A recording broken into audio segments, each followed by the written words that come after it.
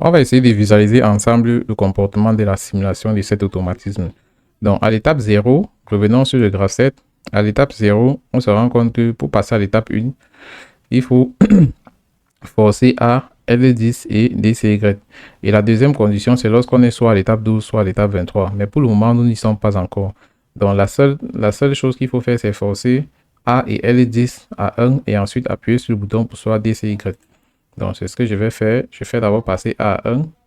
Donc, chaque fois que je force, vous allez voir ici comment l'énergie passe. Je force A à 1. Vous voyez que l'énergie traverse ce contact-ci. Ensuite, je force L10 à 1. Et enfin, le bouton pour soit DCY. Donc, vous voyez que ça me permet donc de passer à l'étape 1. Et l'action associée à l'étape 1, c'est KM. Et selon la configuration que j'ai faite, lorsque KM est actif, ce rectangle-ci clignote en fait. Donc, pour passer à l'étape 2, il faut déverrouiller K1, il faut déverrouiller A. Et je passe à l'étape 2 et c'est toujours la même action qui se réalise. Maintenant, après l'étape 2, vous allez vous rendre compte que on a l'étape 10 et l'étape 20 qui s'activent simultanément. Mais sauf que sur l'automatisme, pourquoi on passe déjà à l'étape 10 ou à l'étape 20 pour réaliser les actions? Il faut déjà que les capteurs PBR et PBB soient pressés. Donc, c'est la première chose à faire. Et vous allez voir que ces deux actions doivent se réaliser simultanément. Donc, je vais presser PBB et PBR. Je vais presser PBB et PBR. Voilà. Donc, lorsque je presse les deux, je peux maintenant venir faire passer A à 1. Donc, je reviens ici. Je suis à quelle étape? Ok. Donc, je suis à ce niveau. Donc, je vais cliquer sur A. Et lorsque je clique sur A, vous voyez que les deux actions se mettent directement en marche. Donc, j'ai désactivé PBB. Pourquoi? Parce que je ne veux pas que ça me renvoie directement à l'étape 0. Donc, je veux que celui-ci finisse son action avant qu'on remonte au même moment. Donc, vous allez voir que l'action associée à l'étape 11 s'est exécutée pendant 5 secondes et après 5 secondes, il est passé directement à l'étape 12. Donc, ici, je suis à l'étape 21. Je suis supposé arriver à l'étape 23. Mais je rappelle que si l'automatisme était en train de se dérouler sur le terrain, on serait directement à l'étape 23 actuellement. Parce que le vérin serait déjà descendu jusqu'à boucher la tête du bidon. Le vérin serait déjà descendu jusqu'à boucher la tête du bidon puis remonter. Donc ici, on va cliquer sur L11. Le L10 qu'on a utilisé au départ, on peut déjà le déverrouiller. Ici, on peut déverrouiller. Donc A non, A est maintenu à 1. Parce que c'est lorsque A est maintenu à 1 qu'on sait que le tapis est à l'arrêt. Donc ici, on va cliquer sur L11. Ça nous permet de passer à l'étape 22. Et vous voyez bien que son action est en train de se dérouler. Et si on clique sur L10, on va passer à l'étape 23.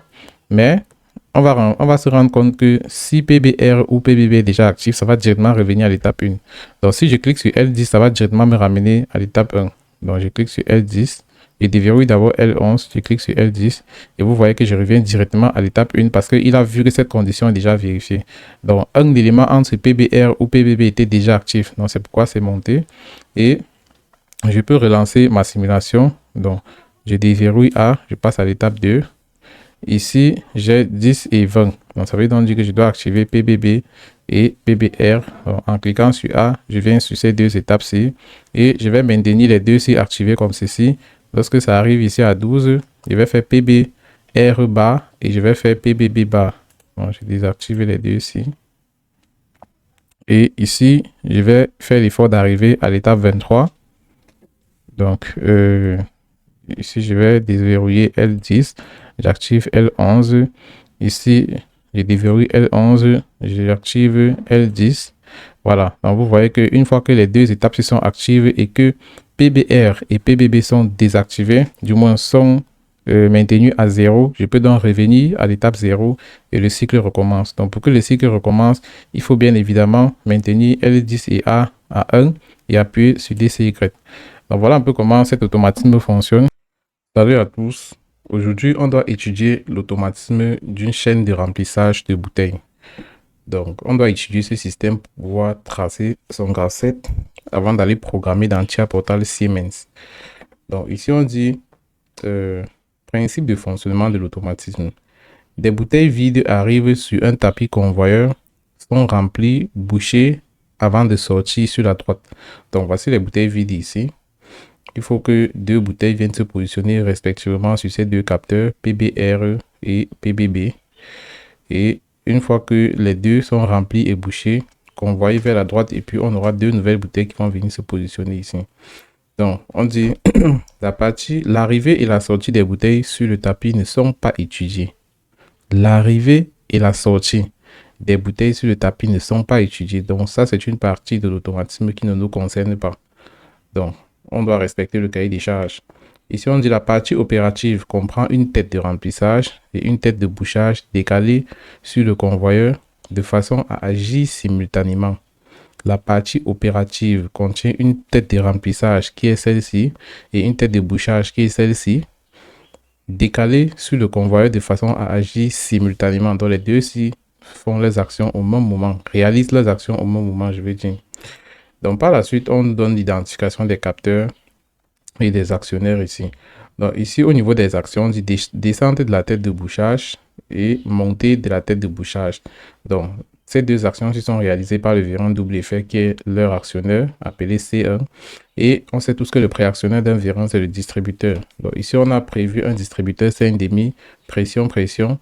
Et étant donné qu'on a deux actions, la descente et la montée, le préactionneur pour la descente du virant s'appelle 14M1. Donc ça, c'est une sortie de pression du distributeur.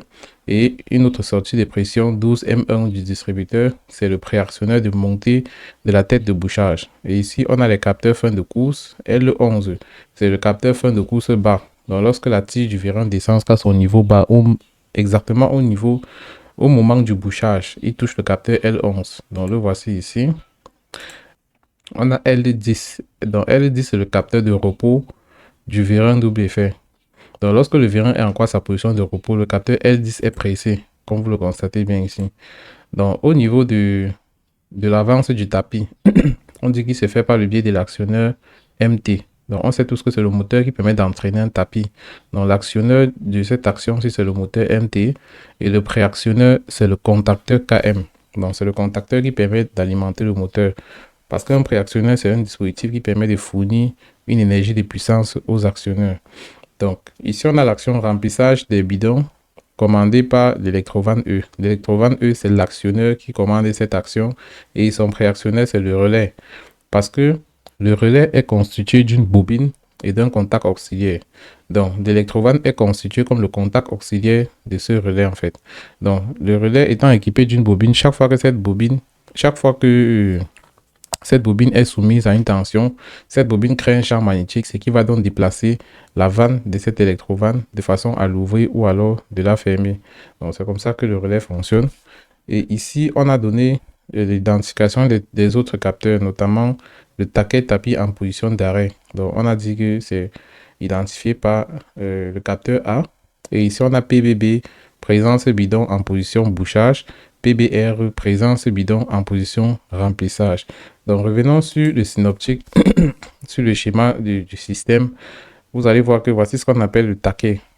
Donc, ça, c'est le taquet du tapis. Donc, on dit que chaque fois que le taquet du tapis est en position d'arrêt, ça veut dire que A est égal à 1. Donc, le taquet, là, identifie directement la position de deux bidons sur ces deux côtés, en fait. Donc, c'est un peu ça. Donc, à chaque fois, le tapis va se mettre en marche et le taquet tapis va se mettre à l'arrêt au moment où PBR et PB seront pressés simultanément. Donc, c'est un peu ça. Donc, du coup, on aura directement deux bouteilles en bas du poste de remplissage et du poste de bouchage respectivement. Donc, on continue. Au niveau du descriptif de fonctionnement du système, on dit la pression initiale correspond à la tête de bouchage en position haute et taquet tapis en position A égale à 1. Donc, le cycle démarre après appui sur DCY. Le tapis avance d'un pas parce que c'est un moteur pas à pas. Donc, lorsqu'il fait un pas, il respecte exactement le pas du taquet ici, en fait. Donc, c'est un peu ça. Donc, je continue avec le descriptif de fonctionnement. Le cycle démarre après appui sur le bouton pour soit DCY. Le tapis avance d'un pas marqué par le capteur A. Les bouteilles se trouvent alors respectivement en face des têtes de remplissage et de bouchage. Donc, les bouteilles vont se retrouver exactement sur le capteur PBR et PBB pressé. Le remplissage et le bouchage se font simultanément à la condition pour chacune des opérations que le capteur de présence d'une bouteille soit validé. Donc, je relis cette phrase. Le remplissage et le bouchage se font simultanément à la condition que pour chacune des opérations que le capteur de présence d'une bouteille soit validé. Donc, on ne peut pas faire le remplissage et le bouchage tant que les deux capteurs ne sont pas pressés. Donc, on continue.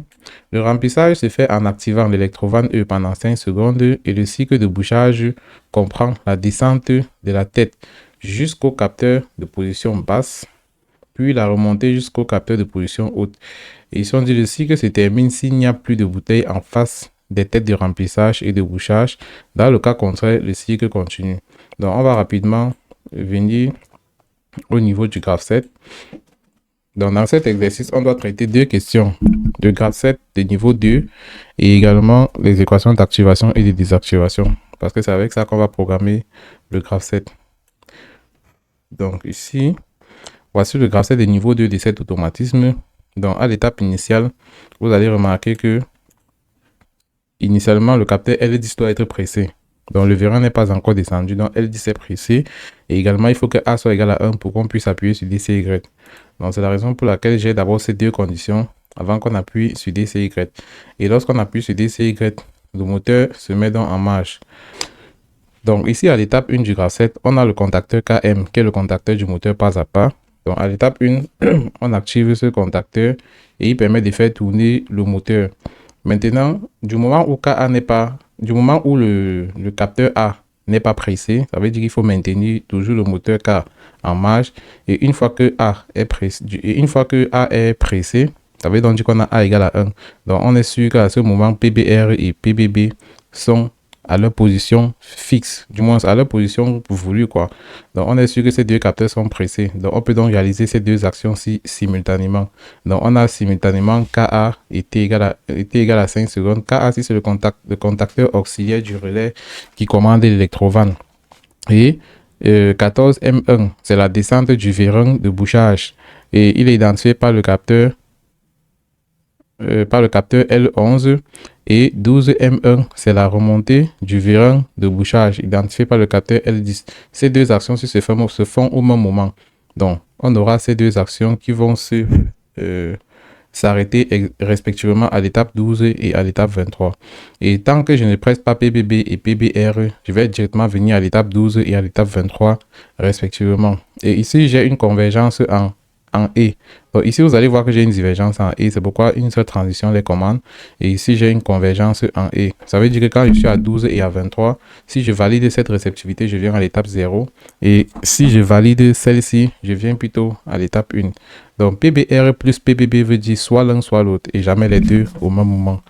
Donc c'est un peu ça. Et PBR bar, point PBB bar, c'est les deux au même moment. Donc il faut absolument que les deux conditions soient validées pour qu'on passe à l'étape 0. Donc voilà, grosso modo, le graphe 7 que j'ai fait, c'est un graphe 7 de niveau 2. Et ce que vous allez constater, c'est que ce graphe 7, je ne peux pas le programmer par la méthode Siemens que j'ai l'habitude de faire en utilisant les comparateurs. Pourquoi? Parce que lorsque je quitte l'étape 0 à l'étape 1, j'utilise un comparateur pour comparer le graphe 7 à l'étape 0. Je valide cette réceptivité, je passe à 1. Maintenant, lorsque je suis à 1, si je veux activer 2, j'utilise le comparateur, je compare le graphe 7 à l'étape 1, je valide cette réceptivité, je passe à 2. À partir de l'étape 2, pour que je continue à dérouler mon graphe 7, il faudra absolument que j'active l'étape 10 et l'étape 20 au même moment. Chose qui n'est pas faisable avec la méthode Siemens. Pourquoi? Parce que si je compare le graphe 7 à l'étape 2 et que je veux activer 10 et 20, ça veut donc dire que comme ça avec le bloc move que j'ai l'habitude d'activer les étapes, il faudra écrire la valeur 10 et la valeur 20 dans la variable graphe 7 pour activer ces deux étapes simultanément. Ce qui n'est donc pas possible parce que dans la variable graphe 7 du bloc move, on ne peut écrire qu'une seule valeur à la fois. Donc, si j'écris déjà 10 et que je me permets de mettre une autre ligne du bloc move en mettant 20, la valeur 20 va venir écraser la valeur précédente qui est la valeur 10. Et comme le microcontrôleur lit les instructions ligne après ligne, si j'ai commencé par 10, ça va plutôt considérer la valeur de 20. Donc, le 20 va écraser le 10 et on aura l'impression que je n'ai activé qu'une seule valeur. Donc, qu'une seule étape autant pour moi. Donc, la meilleure méthode ici, c'est la méthode 7 recettes où il faut écrire les équations d'activation et de désactivation des différentes étapes du graphe 7. Donc, c'est la raison pour laquelle on va rapidement venir. Je vais vous présenter les équations d'activation et de désactivation. Ok. Donc, ici, je suis à l'étape 0. Donc, à l'étape 0, l'équation d'activation de l'étape 0, selon mon graphe 7, vous allez remarquer que pour activer l'étape 0, il faut que l'étape 10 et l'étape 23, puisque c'est une convergence en et, il faut que l'étape 10 et l'étape 23 soient actives et que cette réceptivité soit vraie. Donc, j'aurai x12 fois x23 multiplié par PBR bar point PBB bar. Donc, vous allez remarquer que c'est ça que j'ai ici. X12 fois x23 multiplié par PBR bar PBB bar. Et la désactivation se fait à x1. Parce qu'on dit toujours que c'est l'étape suivante qui désactive l'étape précédente en fait. Donc ici, par exemple, lorsque je suis à l'étape 0, c'est x1 qui doit désactiver x0. Lorsque je suis à l'étape 2, à l'étape 1, c'est x2 qui désactive x1.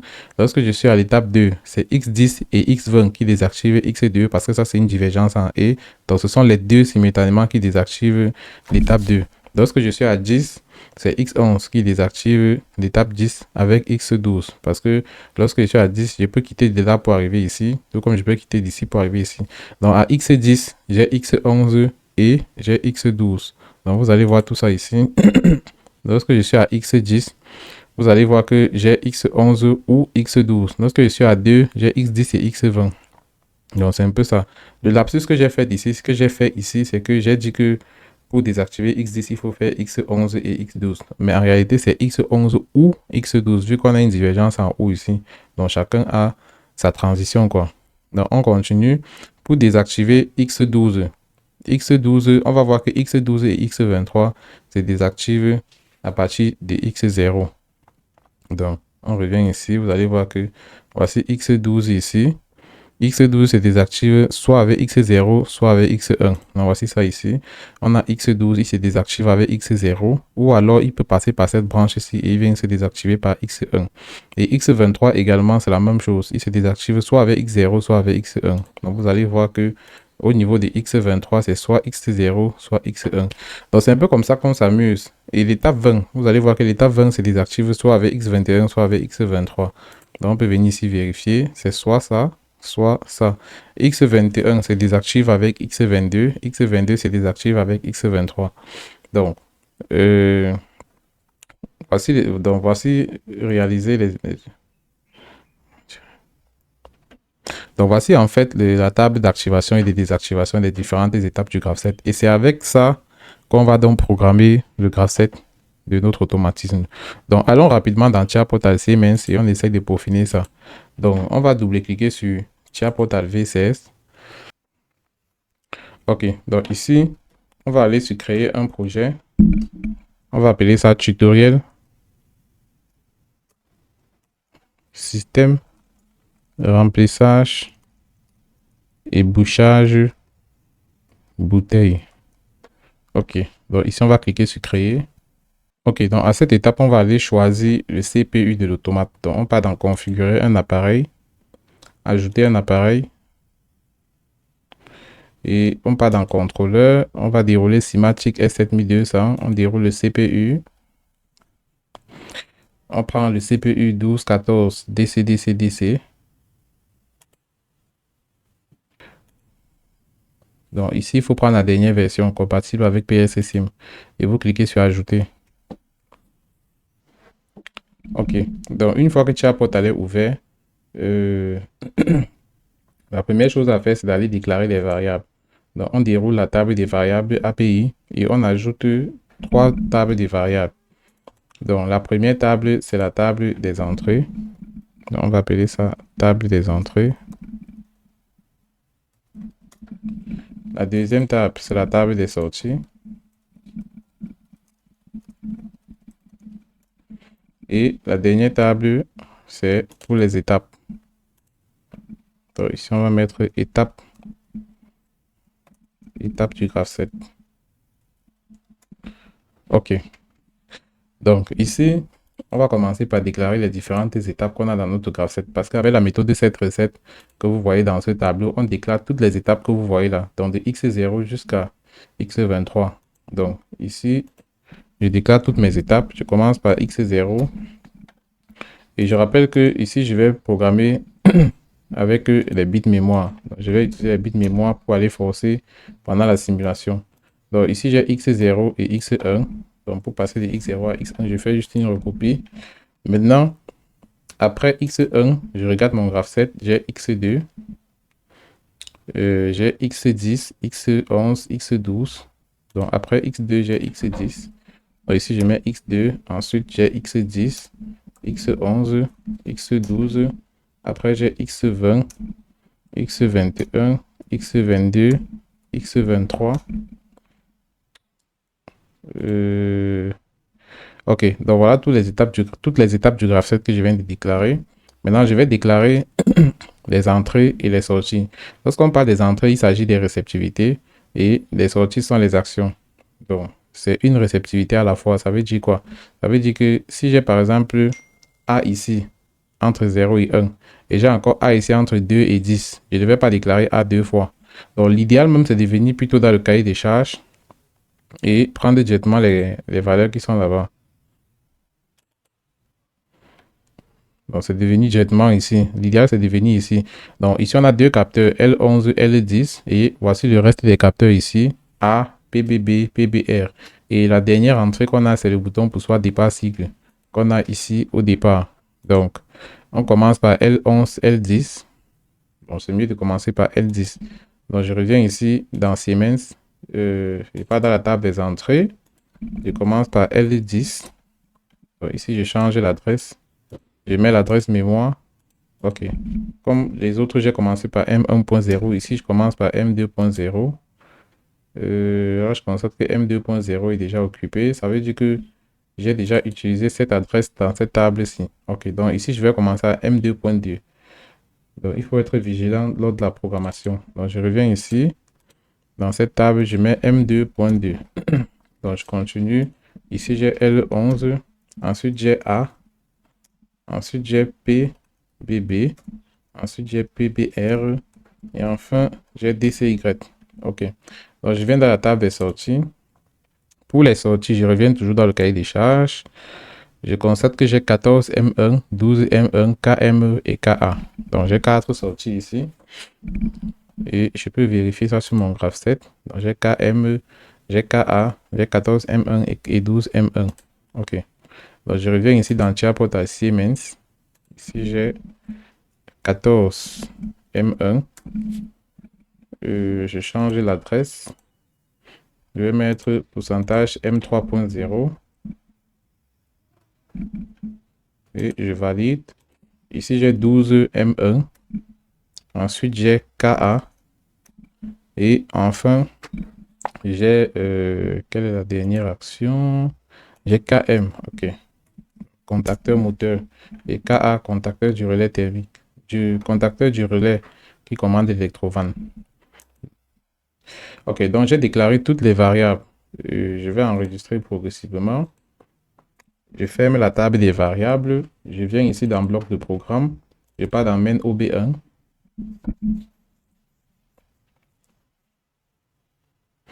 Et je programme mon graph7 en fonction des équations d'activation et de désactivation du graph7. Dans tous les automatismes, l'étape initiale, on l'initialise toujours dans l'OB Startup. Donc, je vais d'abord venir dans l'OB Startup en partant sur ajouter un nouveau bloc. Je pars sur bloc d'organisation. Je pars sur Startup et je clique sur OK. OK. Donc ici, je vais rapidement utiliser une bobine. Donc cette bobine, je vais la setter et je vais mettre X0. Pourquoi? Parce que mon graph7 s'initialise à l'étape 0. Donc c'est X0 que je vais setter là-bas. Et comme ce bloc fonctionne du genre, on l'appelle le first scanning. Donc lui, il permet de s'exécuter une seule fois lors de l'évolution du graph7. Donc dès que je passe à l'étape 1 de bloc, c'est désactivé et n'y revient là-bas que lorsque j'ai fait basculer le CPU en mode stop et en mode roll. Amène OB1. Je veux activer par exemple, revenons sur le graph7. OK. Donc ici, je vais exécuter les équations d'activation. Donc je commence par exemple par l'étape 0. Donc je constate que l'étape 0, on doit l'activer à partir de cette équation et la désactiver à partir de cette équation. Donc je vais utiliser une bobine 7 de X0 où je vais affecter toute cette équation logique-ci et une bobine recette où je vais affecter cette étape-ci. Donc je vais prendre une bobine 7. Je viens ici dans Tiers Portal. Je prends une bobine 7. Donc ici je mets 7. Je mets X0. OK. Donc, à cette bobine où j'ai associé X0, vous allez voir que j'ai X12, X23, PBR bar et PBB bar. Donc, ici, j'ai 4 contacts à mettre. 2 contacts normalement ouverts et 2 contacts normalement fermés. OK. Donc, ici, j'ai X12. Est-ce que j'ai déclaré X12? Là, j'ai l'impression que je n'ai pas déclaré les variables X12 et X23. Je reviens dans la table des variables. Je regarde les étapes. Je constate qu'au niveau de X12, j'ai plutôt écrit 12. OK. Au lieu de mettre X12. Donc, c'était un peu ça le problème. Donc, je reviens ici dans main OB1. OK. Donc, d'après la table d'activation, j'ai X12 fois X23. Donc, ici, je mets X12. Ici, je mets X23. Ici, je mets PBR. Et ici, je mets PBB. Donc, lorsque je mets le contact normalement fermé, c'est parce que c'est PBR bar et PBB bar. C'est pourquoi je prends le complément de ce contact-ci là. OK. Donc, pour désactiver X0, il faut utiliser X1. Donc, je vais mettre une bobine. Je vais mettre un contact ici en parallèle. Je vais mettre X1 dessus. Et au niveau de la bobine, je prends une bobine recette pour resetter X0. OK. Donc, ici, c'est l'étape 0. Donc, je vais mettre X0 ici. Je continue. Ici, je mets X1. Donc, chaque fois que je mets X0, X1, sachez que je suis en train de programmer l'activation et la désactivation directement. OK. Donc, je viens ici. Je vais prendre ces deux contacts-ci, 7 et recette, CTRL-C, CTRL-V. OK. Donc, ici, c'est X1 maintenant que je vais activer et que je vais désactiver. Donc, pour activer X1, qu'est-ce que je constate? J'ai X0, DCY, AL10. Donc, je mets déjà 4 contacts en série. Je viens ici. Je mets 1, 2, 3, 4.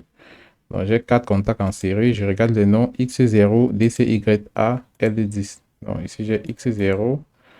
Je commence plutôt par mettre A. Ensuite, L10 et DCY. Comme c'est DCY qui lance le cycle, j'aime vraiment quand on met plutôt les autres contacts en amont. Donc, ça ne dérange pas. Et on a dit OU. Donc, avec le plus I, ça veut dire OU. Donc, OU X12, X23 en facteur de PBR plus PBB. Donc, en logique combinatoire, la première étape à faire, c'est d'abord de décomposer ça. Donc, ici, il faut développer ça avec X12 et X23. Ça veut donc dire qu'on aura X12 fois X23 fois PBR plus X12 fois X23 fois PBB. Donc, on aura 3 branches ici. Donc, ici, je viens, j'ajoute 2 autres branches. Ici, j'ai 1, 2, 3 contacts. Je viens fermer avec comme ceci. Et ici également, j'ai 3 contacts. Et je viens fermer avec comme ceci. Dans les 3 premiers contacts, c'est X12, X23, PBR. X12, X23 et PBR. OK. Ensuite, X12, X23 et PBB. OK. Donc, voilà toutes les conditions d'activation de l'étape X1. Et pour désactiver X1, il faut utiliser X2. Donc, ici, je vais mettre un contact et je vais associer X2 comme variable. Donc, ici, je mets X2. Ça me permet de désactiver X1. OK, donc au réseau 3, je traite maintenant l'activation et la désactivation de X2. Donc, pour cela, je copie toujours les 2 contacts de sortie ici. Je les colle ici. OK. Donc, ici, je mets X2. Et ici, je mets toujours X2. Donc, ça, c'est la méthode 7 recette. Il y a également la méthode d'équation globale. Donc, vous pouvez aussi utiliser cette méthode et vous allez toujours vous en sortir. Donc, pour activer l'étape 2, je reviens sur la table. J'ai X1 fois A bar.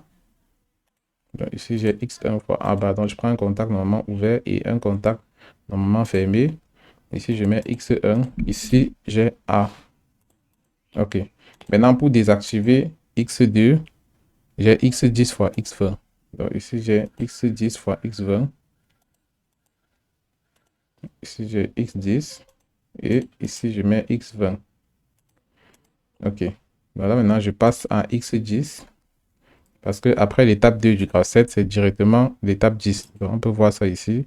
Après 2, c'est 10 et 20. Donc, je commence par x10. Donc, l'activation de x10, c'est x2 fois a. Et ça sera pareil avec l'activation de x20, comme vous voyez ici. Donc, je vais déjà mettre x2 fois a. Donc, ici, c'est x10. Et ici, c'est également x10. Donc, ici, je prends deux contacts normalement ouverts. Je mets x2. Et ici, je mets a. OK. Et la désactivation de l'étape 2, c'est x10 fois x20. Donc, on peut venir sur le graphe 7 voir. Voici l'étape 2. Étant donné qu'on a une divergence en E ici, la désactivation, c'est les deux étapes simultanément. Puisque ces deux étapes s'activent simultanément. Donc, ce sont les deux qui désactivent x2. Donc, c'est pourquoi on a x10 fois x20 ici. Donc, je reviens dans tiers portal.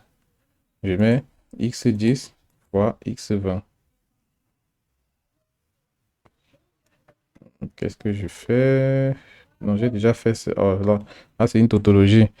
Je viens de faire l'étape 2. Donc là, je suis plutôt à l'étape 10. J'étais en train de dire que pour activer l'étape 10, il faut faire x2 fois 1. OK. Donc ça, c'est plutôt la désactivation de l'étape 10 qui est x11 ou x12. Donc on peut venir sur le graphe 7 voir. Pour désactiver l'étape 10, c'est soit ce monsieur, soit celui-ci. Donc puisqu'on a deux transitions sur cette divergence en haut. Donc je viens dans tiers portal. Je vais prendre deux contacts en parallèle. Le premier ci, en parallèle avec le deuxième. Et je ferme la branche ici. Ici, j'ai x11 ou x12. OK. Donc, j'ai x11 ou x12 pour désactiver l'étape 10. OK. Donc là, je continue. Ici, j'ai x11.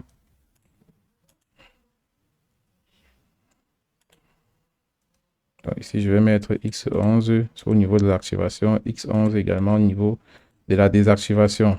Donc, lorsque je regarde mon graphe 7, pour désactiver l'étape 11, il faut faire x12. Donc, je regarde ça directement sur le tableau. L'activation de 11 c'est x10 fois PBR. Donc, je viens dans tiers portal. Je prends deux contacts. Donc, ici, j'ai x10 fois PBR ici. Et la désactivation de x11, c'est x12. Donc, j'ai un seul contact ici, x12, qui me permet de désactiver l'étape 11. Donc, je continue. Ici, je passe à x12. Je mets d'abord des bobines de sortie, 7 et recette. Donc, ici, je mets x12. Et ici également, je mets x12. OK. Donc, je peux continuer. Pour activer l'étape 12, j'ai x11 fois t. T, ici, c'est la transition, le contact auxiliaire de la fin de temporisation. Donc, ici, j'ai x10 fois PBR bar. Donc, j'aurai deux contacts en série en parallèle avec deux autres contacts en série. OK. Ici, je ferme la branche.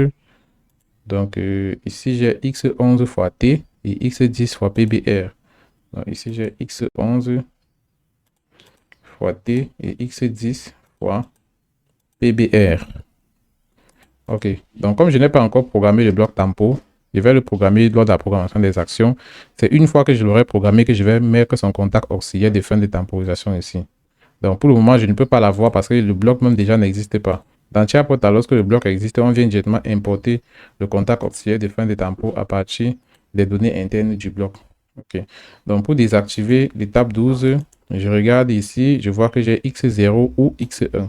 Donc, j'aurai deux contacts en parallèle à ce niveau, x0 ou x1, et je ferme. Donc, ici, je vais mettre x0 et ici, je vais mettre x1. OK. Donc, je continue. Ici, je passe à l'étape... après l'étape 12, qu'est-ce que j'ai? J'ai l'étape 20. OK. Donc, à l'étape 20, j'ai x2 fois a. Donc, je viens ici à x20. Je colle d'abord les données de sortie. Donc, ici, j'ai x20 recetté et x20 recetté. Donc ici, j'ai x2 fois a.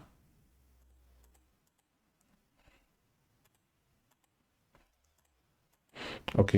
Et pour désactiver l'étape 20, j'ai x21 ou x23. Donc j'ai deux contacts ici en parallèle.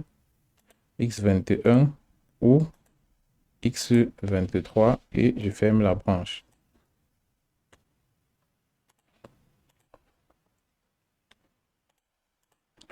OK. Donc après l'étape 20, je passe à l'étape 21, x21. Donc ici, je mets x21. Et ici également, je mets x21. Donc, pour activer l'étape 21, j'ai x0, x20 fois pbb. Et pour désactiver, j'ai x22. Donc, pour désactiver, je peux déjà mettre x22. Et pour activer, j'ai x20 fois pbb. Donc, x20 fois pbb. Et ici, j'ai x22.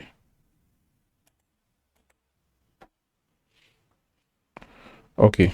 Donc là, ça me permet d'activer l'étape 21. Je continue. Ici, j'ai x22. Ici, je mets x22. Ici, je mets x22 également. OK, donc je regarde toujours mon tableau. Pour activer l'étape 22, j'ai x21 fois L11. Et pour désactiver, j'ai x23. Donc ici, j'ai deux contacts en série. x21 fois L11. Et ici, j'ai x23.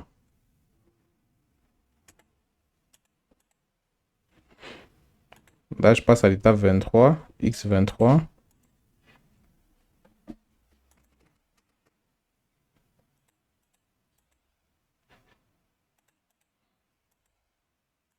OK, donc pour activer l'étape 23, j'ai x22 fois L10 ou x20 fois pbb bar. Ici, j'ai x22 fois L10 ou x20 fois pbb bar. Donc ici, j'ai x20 fois pbb bar. Qu'est-ce que je fais là? x20 fois pbb bar. Ici, j'ai x22. x22 fois L10. OK. Donc, x22 fois L10. OK. Maintenant, pour la désactivation, j'ai deux contacts en parallèle ici. x0 ou x1. Donc, la désactivation de l'étape 23, c'est x0 ou x1. Donc, c'est pourquoi je mets les deux en parallèle.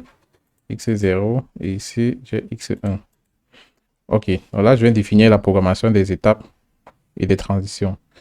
Donc, qu'est-ce qu'il me reste à faire? La programmation des actions. OK. Programmation des actions. OK. Donc ici, on a combien d'actions? Pour les actions, on vient sur le graphe 7. Donc, on a, on a une action associée à l'étape 1 et la même action associée à l'étape 2. Donc, lorsqu'on a une même action sur plusieurs étapes, qu'est-ce qu'on fait? On prend un contact en parallèle. Donc, ici, je vais mettre un contact avec une bobine et je mets un autre contact ici en parallèle et je ferme la branche. OK.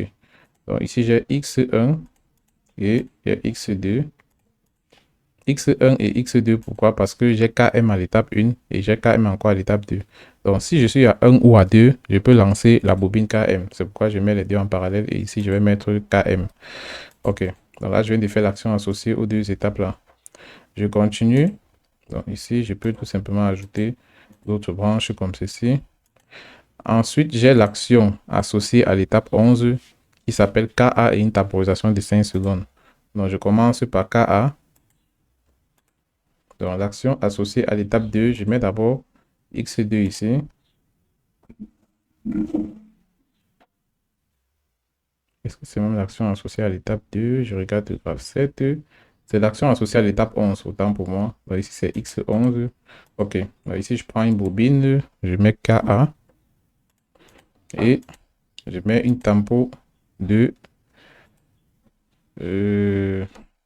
une tempo de 5 secondes. Donc, je vais appeler ça tonne X11. Vous voyez, j'ai temporisation associée à l'étape 11. Donc, je vais mettre tonne parce que c'est une temporisation à l'enclenchement. Donc, une temporisation à l'ouverture, je vais dire. Donc, à l'entrée, on va mettre 5 avec S minuscule et on va taper sur entrée. Du coup, Chatbot, elle va mettre ça sur le format voulu, c'est-à-dire T dièse 5 secondes.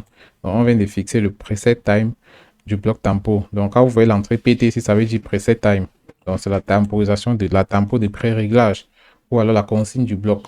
Donc, je viens de programmer l'action associée à l'étape 11.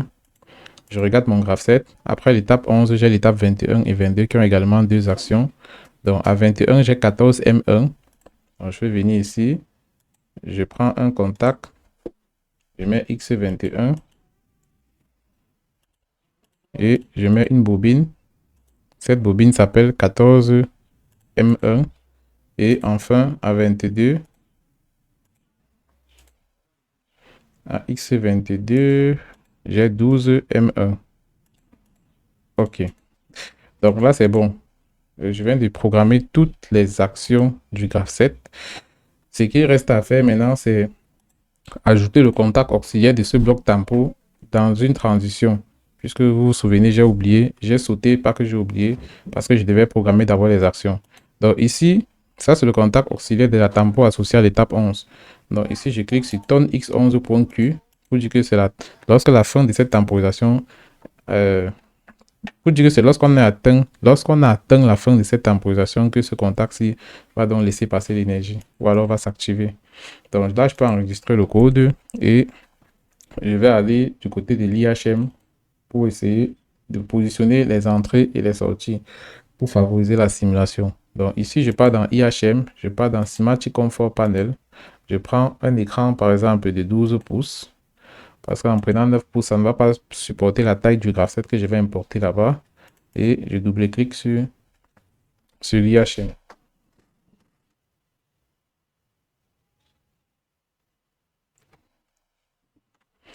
Ok, donc à ce niveau, je vais cliquer sur parcourir. Je vais aller double-cliquer sur PLC 1 et je clique sur terminer.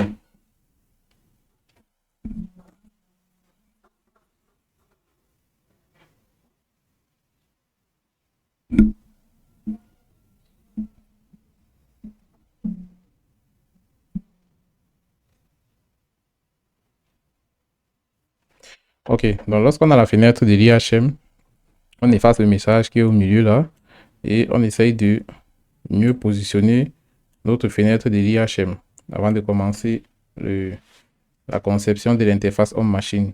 Donc ici à l'extrême gauche, on va mettre un rectangle pour les boutons de commande.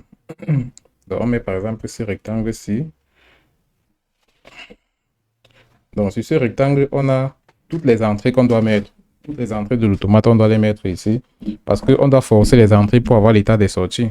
Si vous regardez bien la table d'activation et de désactivation, la sortie, c'est une combinaison des entrées.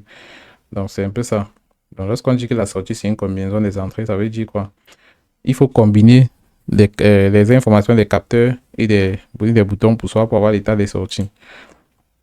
Donc ici, je vais mettre le fond en blanc. Et je vais prendre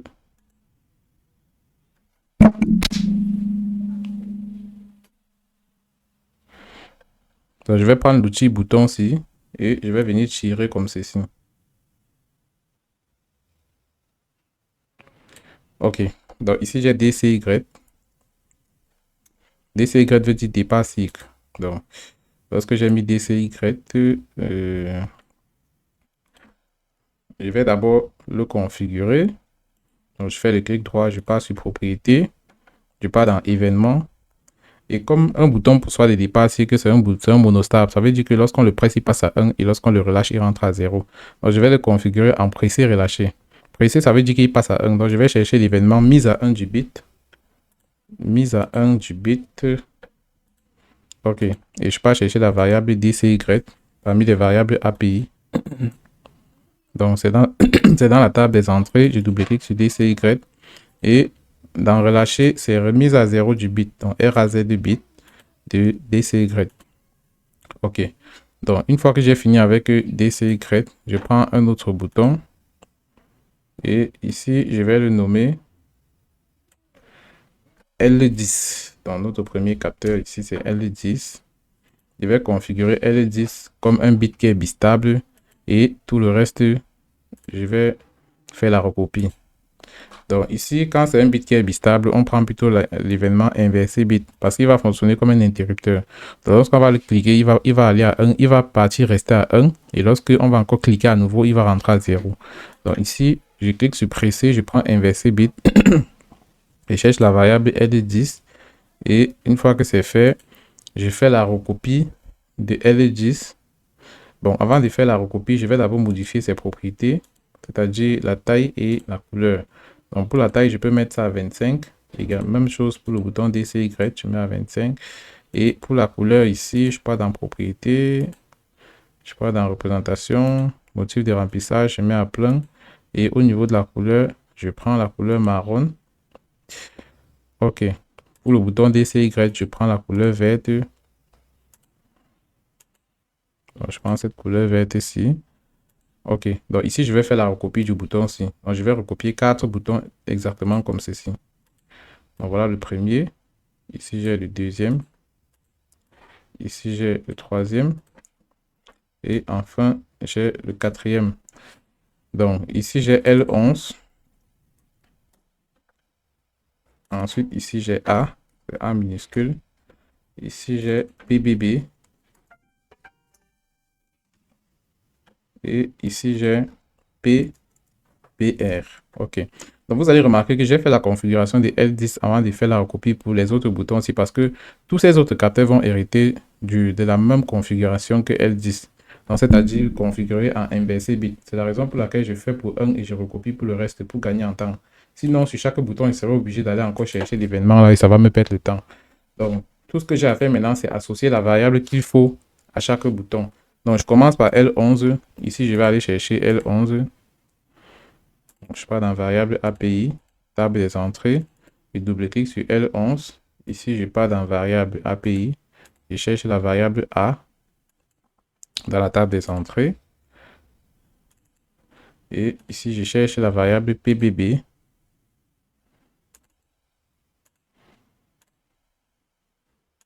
Je double-clique dessus. Et enfin, je cherche la variable PBR. Toujours dans variable API, table des entrées. Je descends. Je double-clique sur PBR. OK. Donc là, c'est bon. Ici, je change la couleur de fond. Je mets par exemple la couleur verte citron. Bon, je ne sais pas si c'est le vert citron. Ici, je vais prendre l'outil image. L'outil image me permet d'importer mon graph7. Donc, je mets l'outil image comme ceci. OK. Donc, je double-clique sur l'outil image. Je viens dans Général. Et ici, on me dit créer un graphique à partir du fichier. Donc, je clique dessus parce que j'ai déjà le fichier image sur mon bureau, celui de mon graph7. Donc, je double-clique dessus et il s'affiche ici. Je clique sur appliquer. Je réduis donc. Donc, voici mon graph7 que j'ai importé. Ce que je veux donc voir, c'est visualiser l'évolution du graph7 à partir de cette interface Home Machine. Donc, ça veut dire quoi? Je vais mettre des voyants à côté de chaque étape. Donc, si j'ai pris le premier voyant, je viens ici, je vais réduire un peu la taille du voyant. Voilà, CTRL Z. Je réduis la taille de ce voyant comme ceci. OK. Donc, je vais essayer de bien le positionner. OK. Je double-clique sur le voyant. Je mets la largeur de sa bordure à 2. Je mets la couleur de fond en blanc. Et je vais aller dans animation, représentation. Je sais que ça, c'est le voyant de l'étape 0. Donc, je vais aller importer X0. C'est parmi la table des sorties. Non, la table des étapes. Étape du graph7 X0. OK. Donc, je vais dire que chaque fois que X0 a 1, mets-moi le voyant là en vert. C'est en fait ça. Je fais la recopie de ce voyant. Je le mets devant les autres étapes. Parce qu'il va hériter déjà de la configuration animation représentation. Ça va me permettre de gagner en temps. Je recopie également ici.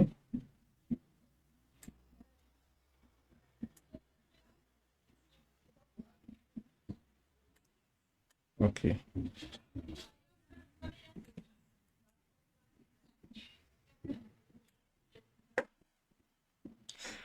Voilà, donc j'ai mis les voyants devant chaque étape. Donc à chaque voyant, j'associe juste le numéro de l'étape. Donc ici, c'est X1 que je vais chercher. Je suis pas dans étape. Si je mets X1, ici j'ai oublié de mettre le voyant devant X2. Ok. Donc ici, je cherche X2. Ici, je cherche X10. Donc vous voyez que la configuration reste la même. Donc il faut avoir une couleur verte chaque fois que l'étape est active. Donc ici, au niveau des étapes, je prends X10. Ici, j'ai X11 que je n'ai pas mis. Et également, j'ai X22 que je n'ai pas encore mis. Ok. Donc, j'ai déjà fait X10. Ici, je passe à X11.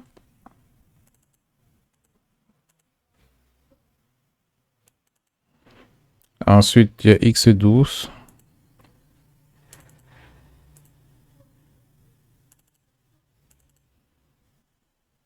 Après X12, j'ai X20.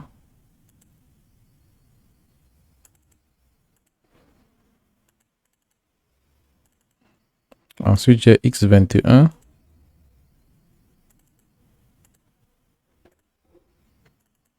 Ensuite, j'ai X22. Donc, vous voyez que vraiment, le travail du côté IHM n'est pas vraiment facile. Il faut être patient et avoir du cardio. Donc, ici, je prends la dernière étape, X23. Et X22, j'ai l'impression... Ok, j'ai déjà fait X22, X21, X20, X23. Ok. Donc, je viens d'assigner toutes les étapes du graphe 7. Maintenant, il ne reste que les actions. Donc, je vais mettre un rectangle devant les différentes actions. Ici, je mets un rectangle pour l'action KM. Donc, chaque fois que l'action KM va s'exécuter, le rectangle ici aura une certaine couleur que je vais lui donner. Donc, ici, je mets d'abord la couleur blanche de fond pour le rectangle. Et je vais aller dans animation, représentation. Je vais chercher la variable KM. Ok.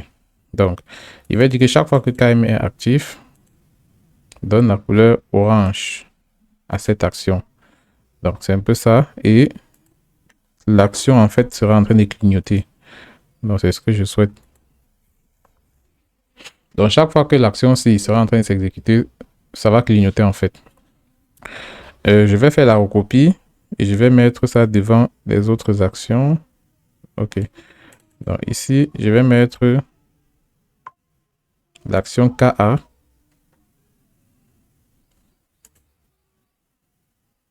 Je pars dans variable API, table est sortie, KA. Ok. Ça va également clignoter. Donc, du moins, chaque fois qu'une action sera en train de s'exécuter, le rectangle doit clignoter. Je viens également ici, je copie ce rectangle, je viens le coller là. Ok. Donc, je viens ici, je cherche l'action 14M1 à la table des variables API, table des sorties, 14M1. Et ici, j'aurai 12M1.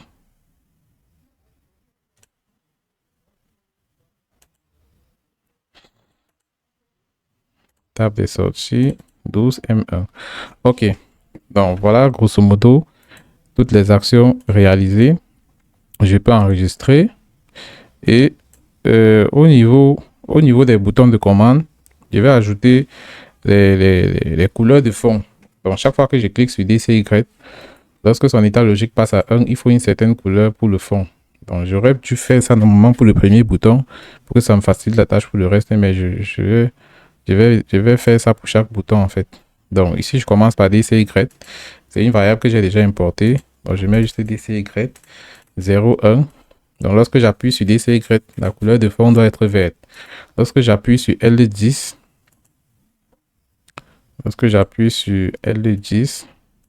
la couleur de fond doit également être verte. Lorsque j'appuie sur L11, la couleur de fond doit être verte. Pareil pour A et les autres capteurs.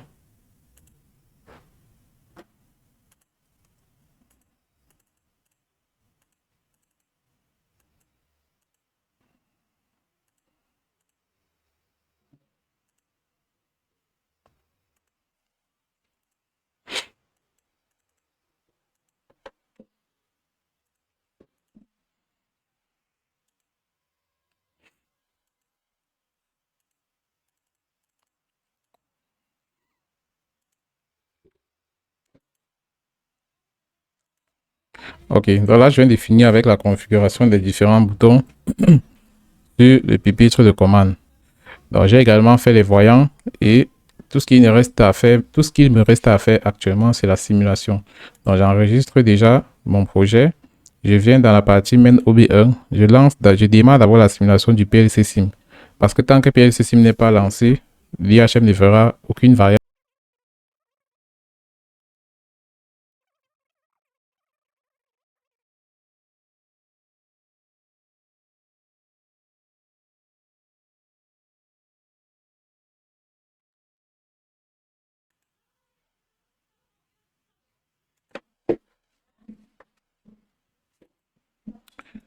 Ok, donc étant donné que j'ai lancé PLC Sim, je vais maintenant passer en liaison en ligne.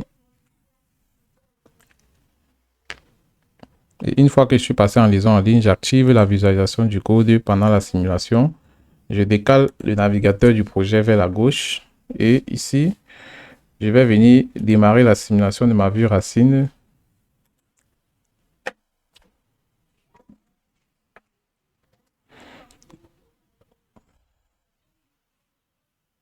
Donc, vous voyez que par défaut, l'étape 0, pardon, est déjà active.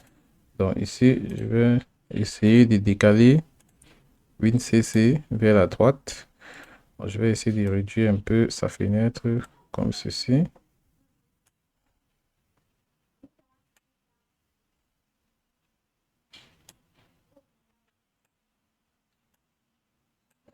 Ok.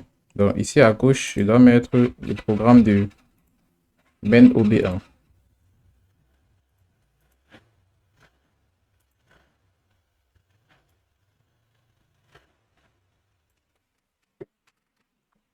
On va essayer de visualiser ensemble le comportement de la simulation de cet automatisme. Donc, à l'étape 0, revenons sur le graphe 7. À l'étape 0, on se rend compte que pour passer à l'étape 1, il faut forcer A, L10 et DCY.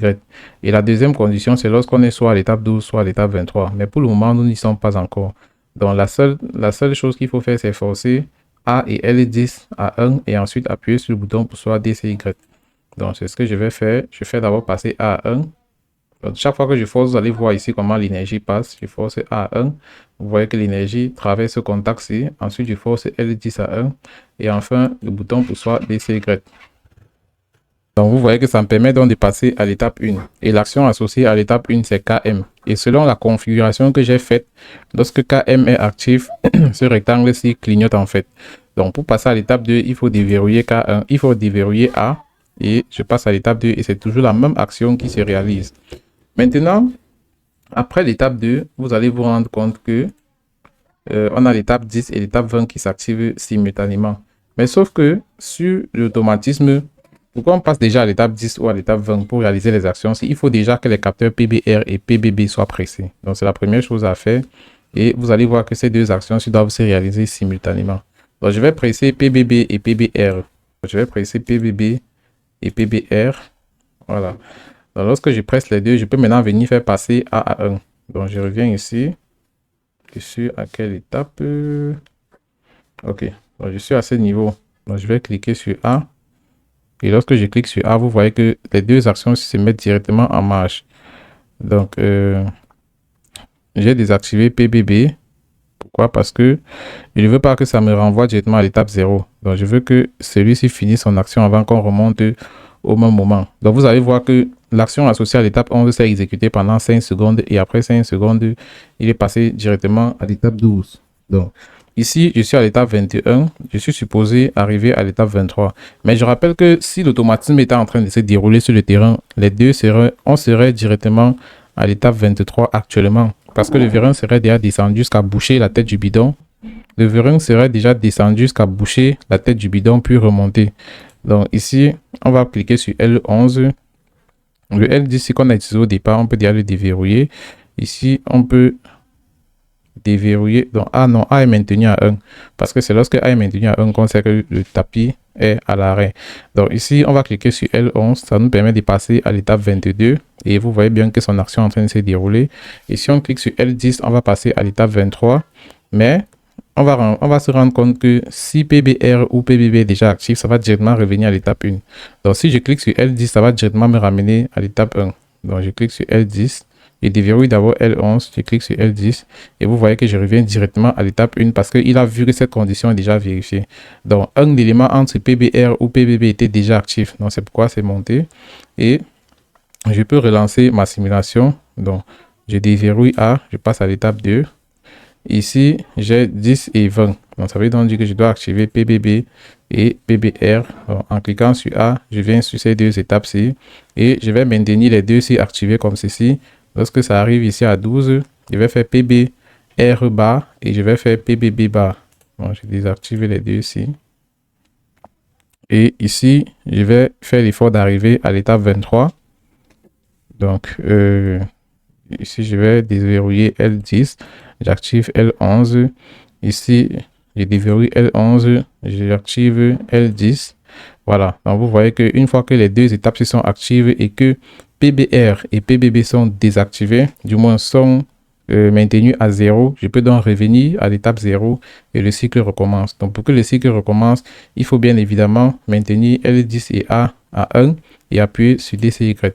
Donc voilà un peu comment cet automatisme fonctionne. J'espère que tout le monde a compris la simulation de ce graph 7. Ça n'a vraiment pas été facile. Pourquoi? Parce que j'ai habitué mes étudiants à la programmation Siemens avec les comparateurs. Mais généralement, lorsque vous avez un graph 7 qui a beaucoup de divergences comme ceci, divergence en et, il faut faire l'effort de faire la table d'activation et de désactivation des étapes. Donc cela vous permettra d'activer deux étapes simultanément, chose qui n'est pas possible avec la méthode des comparateurs. Donc merci à tous de m'avoir suivi et à la prochaine pour un autre tutoriel.